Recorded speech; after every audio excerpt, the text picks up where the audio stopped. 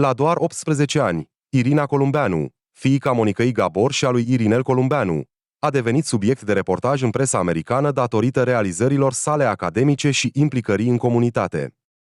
Irina a fost desemnată Tânărul Anului 2025 de către Boys and Girls Club of Malibu, o organizație care promovează excelența în rândul tinerilor. Această distincție i-a adus o bursă de $2000 și recunoașterea pentru performanțele academice, leadership și implicarea în activități comunitare. De asemenea, Irina a participat la competiția California State of the Year organizată în Sacramento, unde a reprezentat cu mândrie comunitatea sa. Irina a fost acceptată la Universitatea din New York, unde intenționează să studieze medicina, având în vedere o carieră fie în dermatologie, fie în chirurgie. Irina a devenit un exemplu de determinare și succes pentru tinerii din comunitatea sa.